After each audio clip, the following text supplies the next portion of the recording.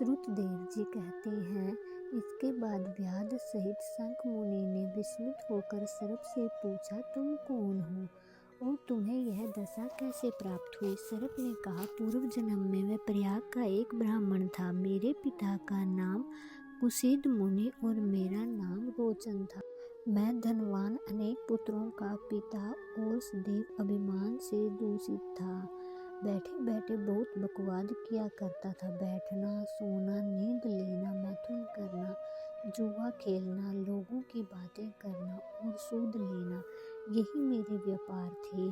मैं लोक निंदा से डरकर नाम मात्र के शुभ कर्म करता था, वो भी दम्भ यानी घमंड के साथ। उन कर्मों में भी मेरी श्रद्धा नहीं होती थी। इस प्रकार मुझे दुष्ट और दुर्बुद्धि के कितने ही वर्ष बीत गए। इसके बाद इसी वैशाख मास में जयंत नामक ब्राह्मण प्रयाग क्षेत्र में निवास करने वाले पुण्य आत्मा द्विजों को वैशाख मास के धर्म सुनाने लगे। स्त्री, पुरुष, क्षत्रिय, वैश्य और शूद्र सहस्त्रों श्रोता प्रातःकाल स्नान करके अविनाशी भगवान विष्णु की पूजा के लिए प्रतिदिन ब्राह्मण जयंत की कही हुई कथा सुनते थे।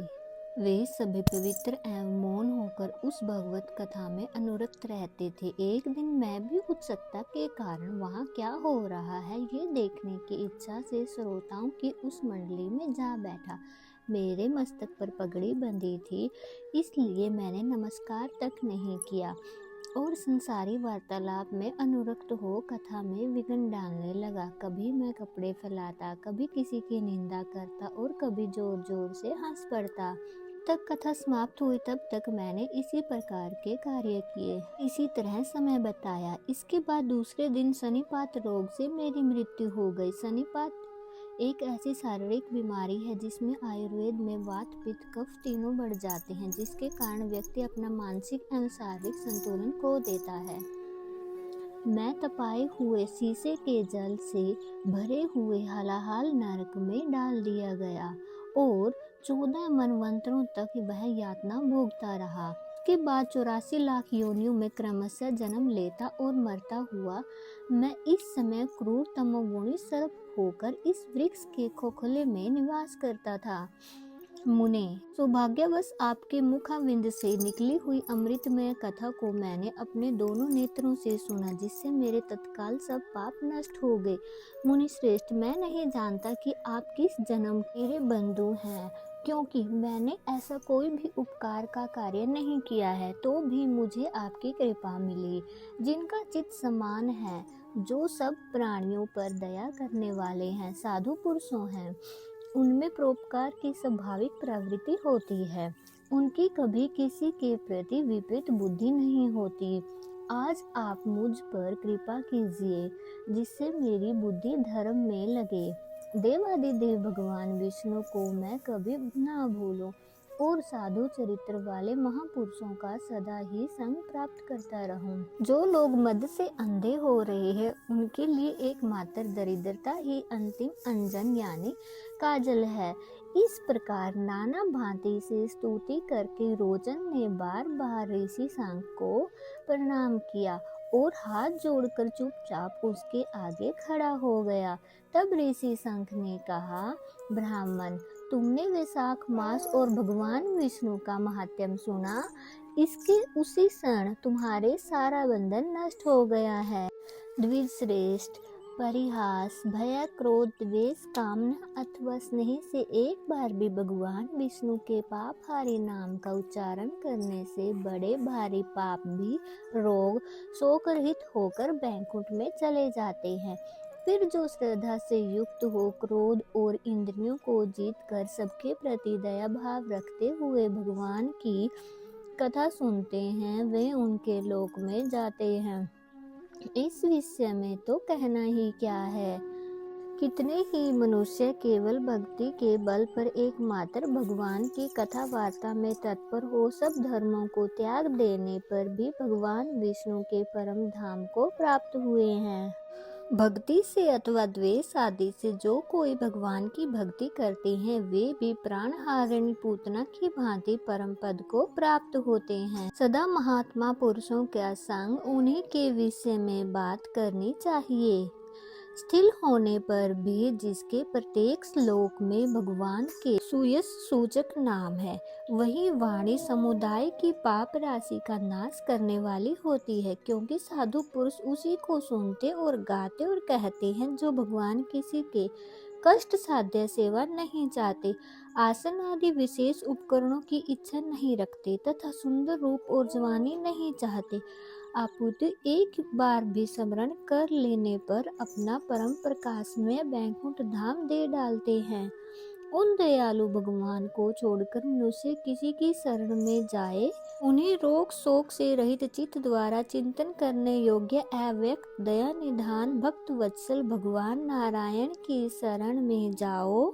महामंत्र वैशाख मास में कहे हुए इन सब धर्मों का पालन करो, उससे प्रसन्न होकर भगवान जगन्नाथ तुम्हारा कल्याण करेंगे। ऐसा कहकर शंख मुनि व्याध की देखकर चुप हो गए।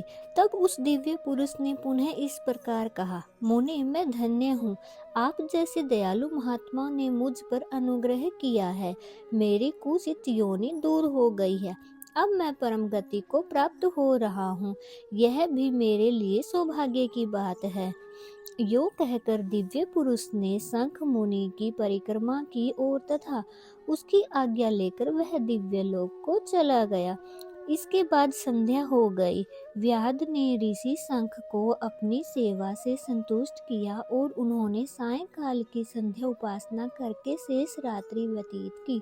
भगवान की लीला अवतारों की कथा वार्ता द्वारा रात व्यतीत करके मुनि ब्रह्म मुहूर्त में उठे और दोनों पैर धोकर मौन भाव से तारक ब्रह्मा का ध्यान करने लगे। तत्पश्चात शौच आदि क्रियाओं से निवृत्त होकर वैशाख मास में सूर्योदय से पहले स्नान किया और संध्या तर्पण आदि सब कर्म समाप्त करके उन्होंने हर्ष युक्त हृदय से व्याध को बुलाकर उसे राम इस 2 अक्षर वाले नाम का उपदेश दिया, जो वेद से भी अधिक शुभ कारक है। देश देकर इस प्रकार कहा, भगवान विष्णु का यह एक नाम है, संपूर्ण वेदों में अधिक महत्वशाली माना गया है।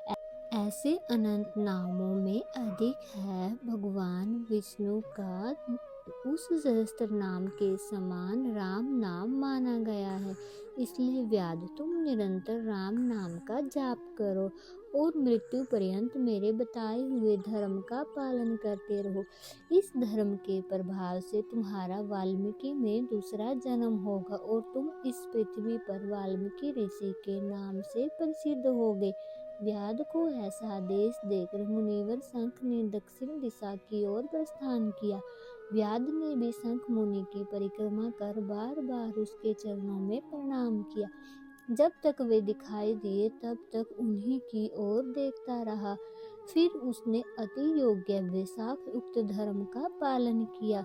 जंगली कैत, कटहल, जामुन और आम आदि के फलों से राह चलने वाले थके मांदे पथिकों को वह भोजन कराता। जूता, चंदन, छाता, पंखा आदि के द्वारा तथा बालों के बिछावन और छाया आदि की व्यवस्था से पथिकों के परिश्रम और पसीने का निवारण करता था। प्रातःकाल स्नान करके दिन रात राम नाम का जाप करता था।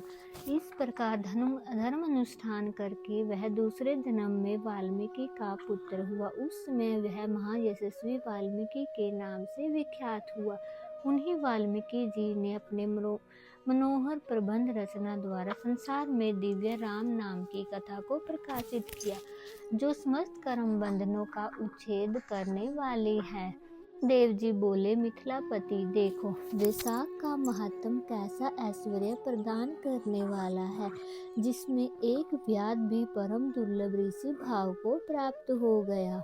वैशाख मास में व्याध के सिर्फ जूथा दान करने से दुर्लभ ऋषि तत्व को प्राप्त हुआ और वह रोमांचकारी उपाख्यान सब पापों का नाश करने वाला है। जो इसे सुनता और सुनाता है वह पुण्य माता के स्तन का दूध पीने वाला नहीं होता है।